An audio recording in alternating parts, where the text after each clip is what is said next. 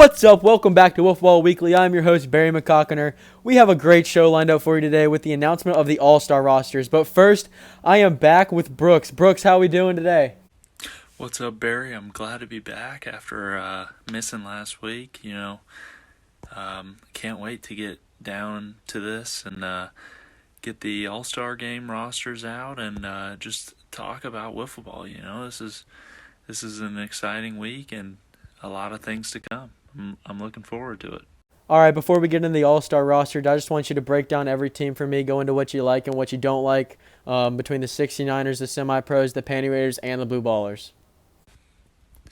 Yeah, so I'll start with the 69ers. They tripped up a little bit this past week, got swept. So did the Panty Raiders. So they're not looking. They're still good teams. If I'm a fan of those teams, I'm not too worried about them moving forward. The Blue Ballers and the Semi-Pros, though, they're showing some life. I've counted the Blue Ballers out almost all season, and I think, they're showing some life. The Semi-Pros, they're in second place now. They got a shot moving forward to make some moves, and I'm looking forward to really what happens the rest of the way. I think that the standings still are true to the talent of each team. Maybe the Panty Raiders are going to be in second, but I really like how everybody's competing so far.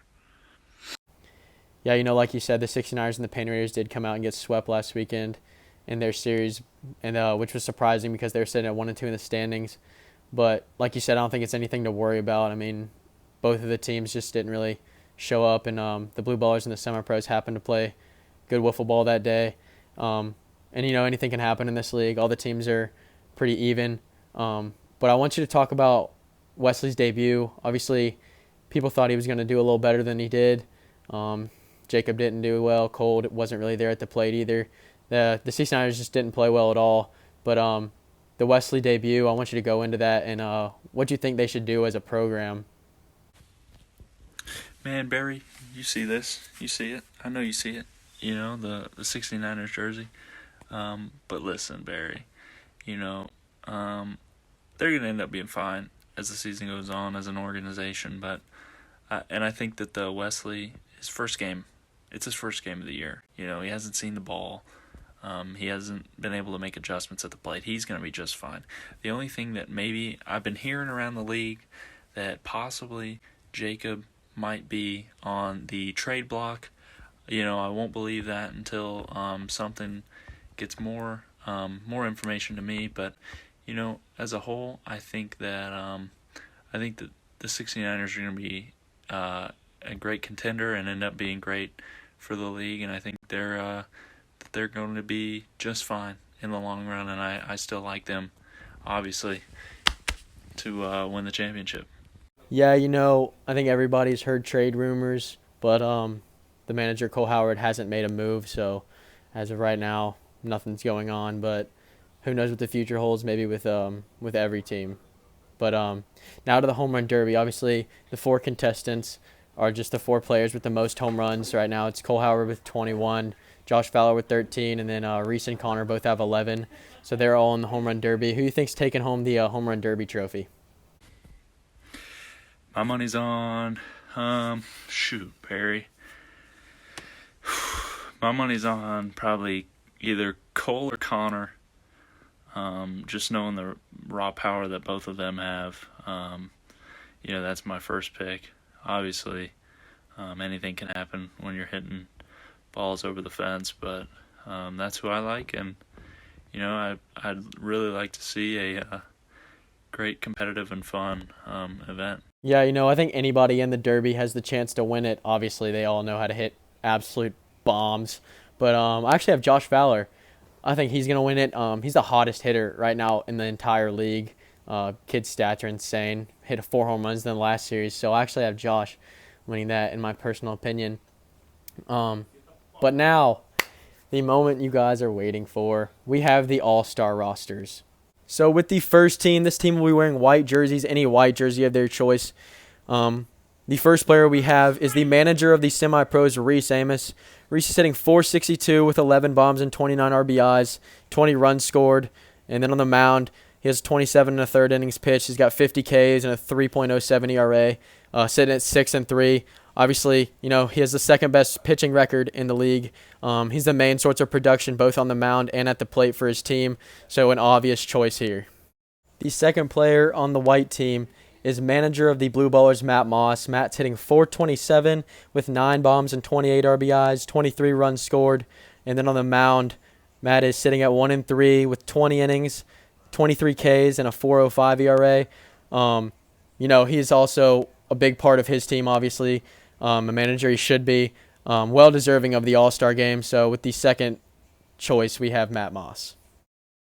And then with the third and final roster spot for the white team, we have Blue Ballers outfielder, last pick in the draft, Josh Fowler. Josh is hitting 423, 13 bombs and 32 RBIs, 26 runs scored, so he's producing more than Matt is. And then on the mound, he has surprising numbers. No one really thought that they would be this low. He's sitting at 1-3, 10 innings pitched, 9 Ks, and a 4.97 ERA. Kid rakes. Kid's the hottest hitter in the league right now. Excited to watch him in the home run derby. Excited to see what he'll do the rest of the season. So with the final roster spot on the white team, we have Josh Fowler. So now on to the other team. It'll be the dark team. They'll just wear dark jerseys of their choice. The first spot goes to manager of the 69ers, Cole Howard. Cole's hitting 522, 21 bombs and 45 RBIs, 35 runs scored, and he's leading the league in all those categories. On the mound, he's 10-4. 46 innings pitched, 89 strikeouts, and a 2.02 ERA. Right now is the favorite for MVP. Tough to get out. Gets outs on the mound. He's just an overall really good source of production for his team. So with the first spot on the dark team, we have Cole Howard. So with the second spot on the dark team, we have manager of the Panty Raiders, Connor Watson. Connor's hitting 383 with 11 homers and 27 RBIs, 21 runs scored. And then on the mound, he's always lights out. The record doesn't prove how he's pitched. He's pitched great all season. So he's 3-6. He's got a 3.41 ERA. In 29 innings, he has 42 strikeouts. Like we always say, Connor's always consistently good in the league. Obviously, he's the reigning MVP. So with the second spot on the dark team, it goes to Connor Watson. So with the third and final roster spot for the dark team, it goes to undrafted free agent Jackson Peters, who was picked up by the 69ers. In 40 at-bats, Jackson's hitting 474 with 4 homers and 13 RBIs, 16 runs scored. He came out of the gates blazing hot at the plate. No one expected it from him. Hasn't thrown it all on the mound. He's great in the field also. But, yeah, the kid is raking this season. Hopefully he gets picked up soon by someone. I really want to see him in the league for the rest of the season. So, yeah, the final spot goes to Jackson Peters. So those are the teams. On the white team, it is Reese Amos, Matt Moss, and Josh Fowler. And then on the dark team, it is Cole Howard, Connor Watson, and Jackson Peters. Obviously, the white team wears white jerseys. The dark team wears dark jerseys. And then the winner of the home run derby will determine who is the home team. It'll be a 6-inning game, but the starting pitchers are only allowed to go 4 innings unless it goes to extras. Then it's free for all. So one big announcement, a huge surprise. The All-Star Game and Home Run Derby will be located at McKethan Stadium, home of the Florida Gators baseball team. If you know Florida baseball, you know that was the last season in McKethan Stadium. It's getting torn down in July, which is kind of sad. I mean, all of the people in the league, most of them at least, have memories on that field. Grew up watching the Gators play on that field. Dreamt of playing on that field. Obviously, that didn't work out, but yeah, so it should be a great farewell from the league to the stadium, and it should be a really good time with the boys. And yeah, that's about going to wrap up our show today. Hope you enjoyed. Brooks, got anything else to say? Thank you for tuning in again this week to Wiffleball Weekly. I'm Brooks Walton. Hope everybody watches the All-Star Game, the Home Run Derby, and everyone stays safe. And yeah, thanks again for tuning in.